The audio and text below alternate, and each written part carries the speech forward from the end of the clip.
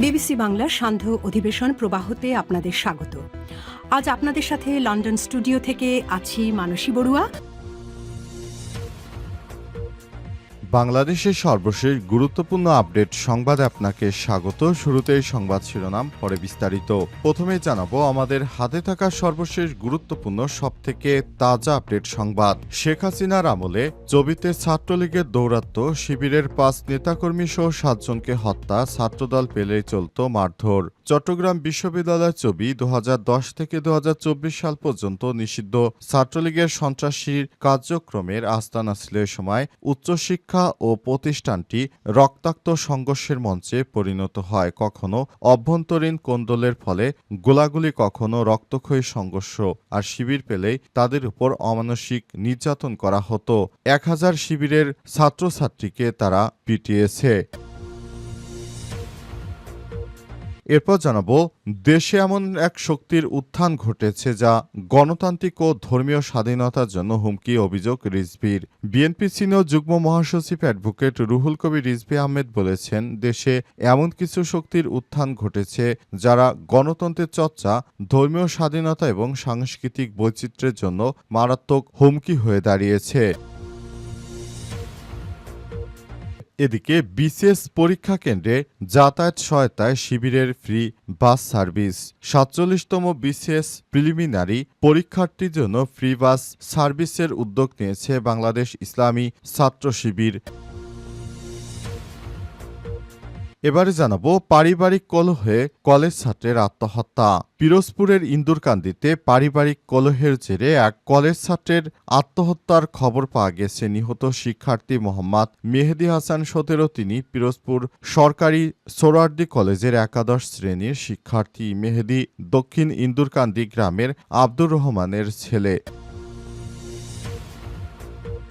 এবং সর্বশেষ জানাবো নির্বাচন জুলাই সনদের ভিত্তিতে হলেই সুষ্ঠু, নিরপেক্ষ এবং গ্রহণযোগ্য হবে বলছে জামাত ইসলাম। জুলাই সনদের ভিত্তিতে আগামী নির্বাচন হলে তা সুষ্ঠু, নিরপেক্ষ, গ্রহণযোগ্য হবে বলে মনে করে জামাতের সেক্রেটারি জেনারেল হামিদুর রহমান আজাদ। দলের পক্ষ থেকে সনদ বাস্তবায়নে দুটি উপায়ের কথা তুলে ধরেছেন তিনি। একটি হলো আলাপ আলোচনার মাধ্যমে সমস্যা সমাধান করা, আর দ্বিতীয় পদ্ধতি হচ্ছে গণভোটের মাধ্যমে সনদ বাস্তবায়ন করে তারপর পিয়ার পদ্ধতিতে নির্বাচন দেয়া। বিএনপি যে পথে হাঁটে জামাতও সেই পথে যেতে চায়। তাই জামাত বিএনপিকেই দুটি কথা বলেছে, এই দুটির যেটি তারা মানে সে পথেই জামাত হাঁটতে রাজি আছে। আর এই জুলাই সনদের আইনি ভিত্তি এবং সংবিধানে জুলাই সনদকে অন্তর্ভুক্ত করা খুবই গুরুত্বপূর্ণ একটি ইস্যু হয়ে দাঁড়িয়েছে। তা না হলে আগামীতে যে কোনো সরকার এই শেখ হাসিনা সরকারকে পতনের জন্য বিদ্রোহীদের, আন্দোলনকারীদের বিদ্রোহী ঘোষণা করে তাদেরকে ফাঁসির মঞ্চে তুলতে পারবে। প্রিয় দর্শক, এতক্ষণ শুনছিলেন সংবাদ শিরোনাম, এবারে বিস্তারিত। তবে তার আগে বন্ধুরা অনুরোধ থাকবে এই সংবাদটিতে একটি লাইক দিন। এই চ্যানেলে আপনি নতুন হয়ে থাকলে আমাদের সংবাদটি দেখতে দেখতে চ্যানেলটি সাবস্ক্রাইব করে রাখুন। কমেন্ট করে বন্ধুরা আপনার মূল্যবান মতামত জানিয়ে দিন আপনি বিশ্বের কোন দেশ থেকে বা বাংলাদেশের কোন স্থান থেকে আমাদের সংবাদটি দেখছেন এবং শুনছেন। এবারে বিস্তারিত। হাসিনার আমলে চবিতে ছাত্রলীগের দৌরাত্ম্য, শিবিরের ৫ নেতাকর্মী সহ ৭ জনকে হত্যা, ছাত্রদল পেলেই চলত মারধর। চট্টগ্রাম বিশ্ববিদ্যালয় চবি ২০১০ থেকে ২০২৪ সাল পর্যন্ত নিষিদ্ধ ছাত্রলীগের সন্ত্রাসী কার্যক্রমের আস্তানায় এ সময় উচ্চশিক্ষা প্রতিষ্ঠানটি রক্তাক্ত ও সংঘর্ষের মঞ্চে পরিণত হয়। কখনো অভ্যন্তরীণ কোন্দলের ফলে গোলাগুলি, রক্তক্ষয়ী সংঘর্ষ, আবার কখনো বিরোধী সংগঠনগুলোর নেতাকর্মীদের উপর হামলে পড়ার ঘটনা ঘটত নিয়মিত। এ সময় শিবিরের ৫ নেতাকর্মীকে হত্যা করা হয়। ছাত্রলীগের সন্ত্রাসীদের হাতে খুন হন নিজ দলের ২ নেতাকর্মীও। ছাত্রদলের কাউকে দেখলেই করা হতো মারধর, আর শিবির ট্যাগ দিয়ে মারধর করা হয়েছে অন্তত ১,০০০-এর বেশি ছাত্রকে।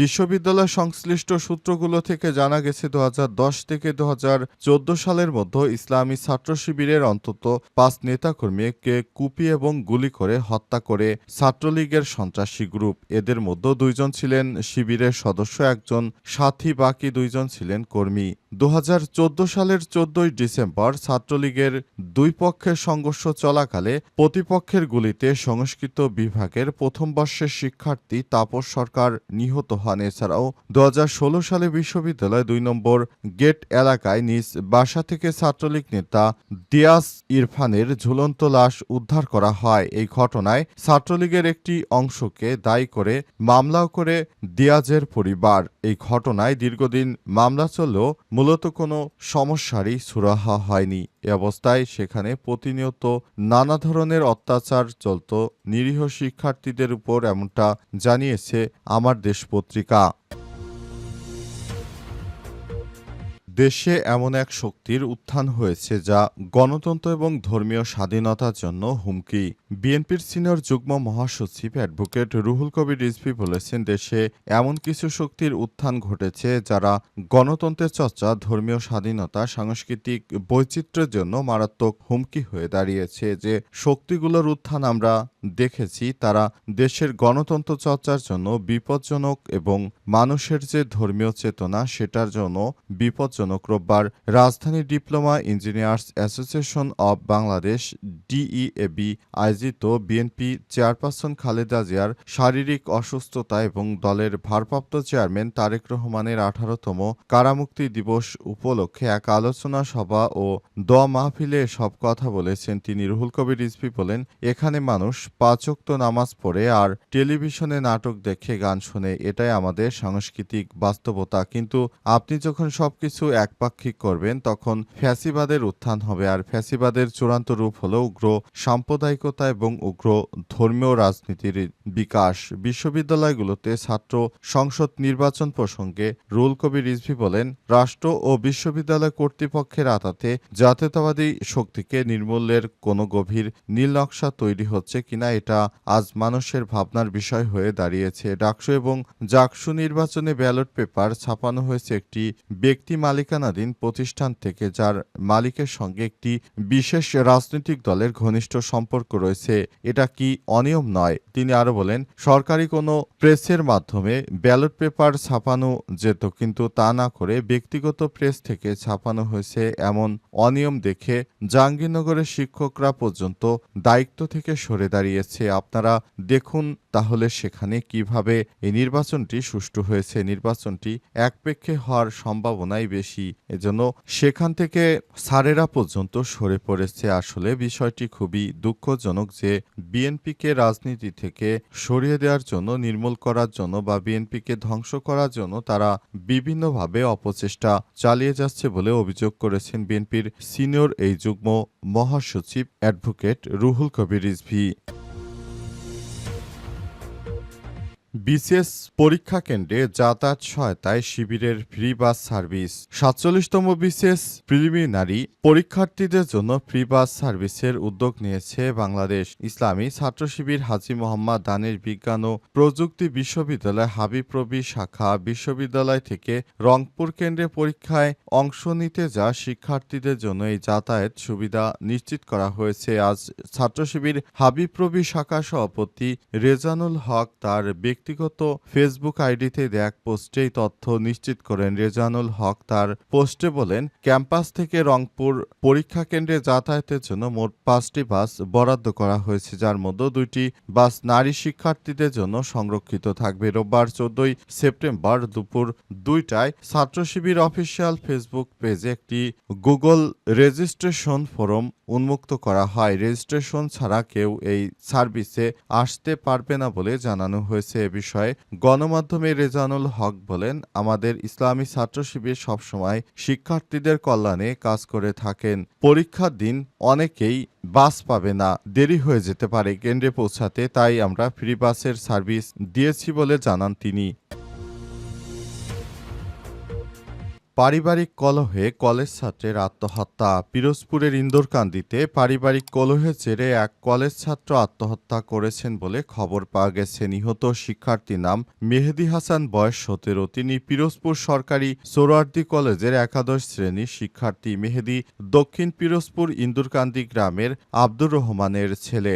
জানা গেছে, রবিবার দুপুর 11:30টার দিকে পরিবারের সদস্যদের সঙ্গে মনোমালিন্যের কারণে মেহেদী বিষ পান করে আত্মহত্যা করেন। করেন। এতে তিনি গুরুতর অসুস্থ হয়ে পড়লে পরিবারের সদস্যরা তাকে দ্রুত পিরোজপুর জেলা হাসপাতালে নিয়ে যায়। সেখানে অবস্থানকালে তার অবস্থার আরও অবনতি হতে থাকে। এক পর্যায়ে কোনো কিছু না বুঝতে পেরে কর্তব্যরত চিকিৎসক তিনি একটি বিষয় কথা বলেন। চিকিৎসক তার পরিবারকে উদ্দেশ্য করে বলেন, আপনারা দেখুন, আপনার ছেলেকে আমরা আসলে কিছু করতে পারছি না। তাকে উন্নত চিকিৎসার জন্য খুলনা মেডিকেল কলেজ হাসপাতালে স্থানান্তর করেন। সেখানেই চিকিৎসাধীন অবস্থায় তার মৃত্যু হয়েছে। এ বিষয়ে ইন্দুরকান্দি থানার ভারপ্রাপ্ত কর্মকর্তা পুলিশের ওসি মোহাম্মদ মারুফ হোসেন ঘটনার সত্যতা তিনি সাংবাদিকদের কাছে নিশ্চিত করেছেন। তিনি জানান, মেহেদী নামের এক কলেজ ছাত্র আত্মহত্যার খবর পেয়েছি আমরা। তিনি বিষ পান করে আত্মহত্যা করেছেন এমন খবর পেয়েছি। খুলনা মেডিকেল কলেজ হাসপাতালে তার মৃত্যু হয়েছে। এই ঘটনায় পরবর্তী আইনি ব্যবস্থা খুলনার সোনাডাঙ্গা থানা পুলিশ গ্রহণ করবে বলে পুলিশের পক্ষ থেকে নিশ্চিত করা হয়েছে। ভবিষ্যতে কেউ যেন এই ধরনের কোনো সমস্যায় না পড়ে সেজন্য সবাইকে সব রকমের আশ্বাস প্রতিশ্রুতি দিয়েছে পুলিশের কর্মকর্তারা এবং সবাইকে ধর্মীয় দিক দিয়ে আরও সচেতন হওয়ার জন্য আহ্বান জানানো হয়েছে। কেউ যেন কোনো ধরনের আত্মহত্যার মতো ঘৃণিত কাজকে বেছে না নেয় সেজন্য পুলিশের পক্ষ থেকে আহ্বান জানানো হয়েছে।